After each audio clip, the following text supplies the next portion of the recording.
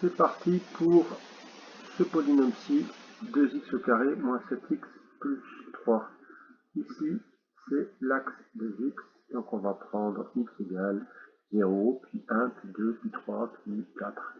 Ici, 0, puis 1, puis 2. Et on va calculer, pour chacun de ces nombres, combien, dans notre programme de calcul, combien ça fait. Alors, 2x au carré, c'est déjà marqué là, x fois x au carré, quand x vaut 0, ça vaut 0 fois 0 multiplié par 2, donc 0.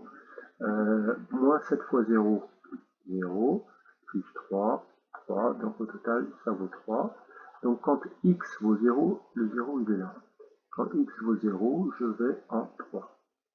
Ça me permet de placer un point, précisément.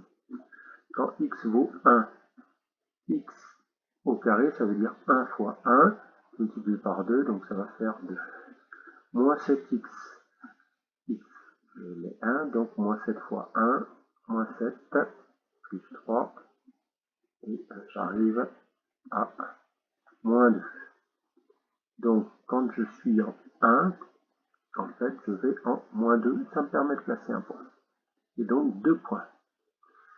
Quand x vaut 2, 2 fois 2, enfin 2 fois lui-même, 2 fois 2 multiplié par 2, ça fait 8, moins 7 fois 2, 7 fois 2, il est là, ça va faire un moins 14, et plus 3.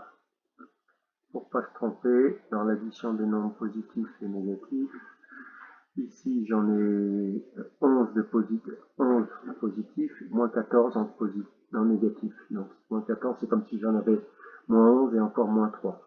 Les moins 11 et les plus 11, ils s'annulent, il reste les moins 3. Donc quand je suis en 2, je suis en moins 3. Ensuite, quand je suis en 3, 3 fois 3, 9, fois 2, 18. Ici, je vais avoir moins 21. Et là, plus 3. Ah, on obtient ici ce qu'on appelle une racine, c'est-à-dire que le total fait 0. Donc, quand je prends x qui vaut 4, ici, eh bien, mon programme de calcul fait 0. C'est ce qu'on appelle une racine. Et puis pour 4, 4 fois 4, 16, fois 2, 32. Donc là, on doit voir un point, je ne fais pas le calcul, on doit voir un point qui se situe ici. Donc on a bien une parabole, les branches orientées vers le haut, un axe de symétrie qui doit se situer à peu près ici, une valeur minimale qui doit être à peu près par là, et puis des racines. Donc on en a une qui a été calculée, la deuxième, elle se situe, je crois, on l'avait vu, entre 0 et 1. Alors donc là, c'est une représentation papier-crayon, pas très belle.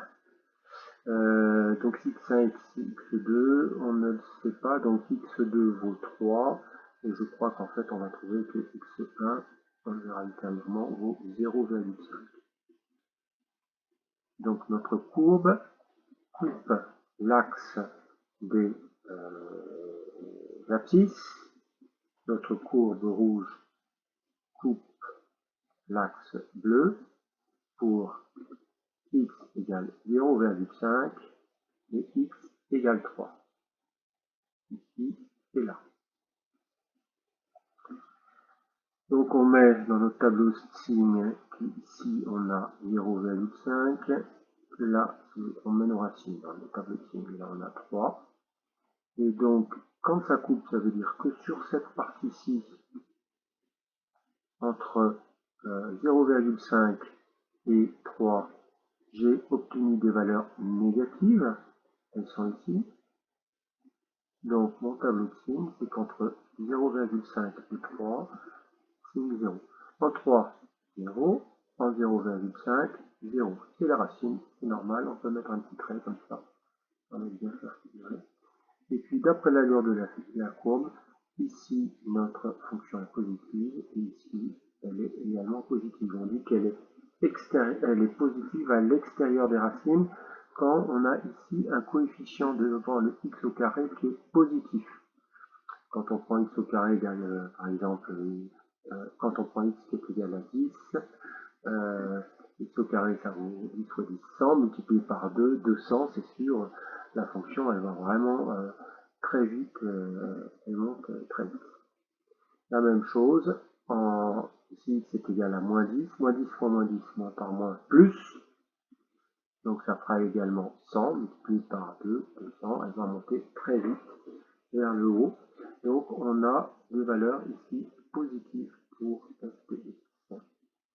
Donc on fait la même chose pour moins 3x plus 12x moins 9. Alors une autre manière de procéder pour remplir le tableau, c'est de le faire non pas en colonne, mais de le faire en ligne. C'est des calculs qui sont un peu plus automatiques. Donc moins 3 fois 0 fois 0, ça fait 0, pardon. 1 fois 1 au carré, 1, multiplié par moins 3. 2 au carré, 4, multiplié par moins 3, moins 12.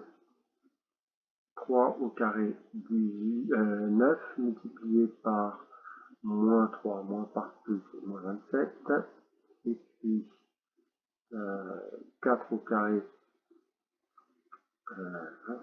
4 au carré, c'est là, hein. C'est x au carré, c'est là. 4 au carré, 16, multiplié par 3, 48, multiplié par moins 3, moins 48. Là, on a une courbe qui va être très clairement, quand on va avancer vers les valeurs positives ici, on va avoir très clairement des résultats qui sont donnés surtout par la valeur de moins 3x au carré, donc on va certainement avoir une courbe qui va descendre. Plus 12x, donc là 0, 12, 24,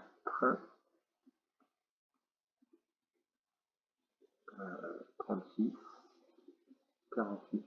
Alors, ah tiens, moins 48 plus 48, bon, ça fait rien. Ici, on va ajouter moins 9, donc là, ça me permet de faire mon total, donc moins 9 tout ici. Donc 0 plus 0 moins 9, moins 9. Donc quand je suis en 0, je descends en moins 9. Quand je suis en 0, quand je prends x est égal à 0, mon résultat, ça fait moins 9. C'est la somme de toutes les valeurs intermédiaires que j'ai calculées ici. Donc 1, 2, 3, 4, 5, 6, 7, 8, 9, moins 9. J'ai ici un point. Quand x vaut 1, moins 3 plus ici, donc j'ai moins 9. Alors, je vais avoir moins 3, et ici moins 9 également. Moins 3 et moins 9, ça fait moins 12. Ça va s'annuler avec les plus 12 qui sont ici. Donc ici, j'ai un résultat 0. Tiens, ça tombe bien, ça veut dire qu'en 1, c'est une racine. Je vais pouvoir la mettre ici déjà, ma racine. En 1, le résultat de ma fonction, de mon programme de calcul, c'est 0. En 2, moins 12 plus 24 moins 9, alors moins 12 moins 9, moins 21 plus 24, donc en 2, je vais aller en plus 3.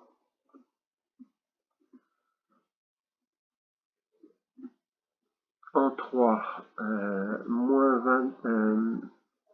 27 moins 9, ça fait moins 36 plus 36, donc moins 36 plus 36, je vais donc en 0.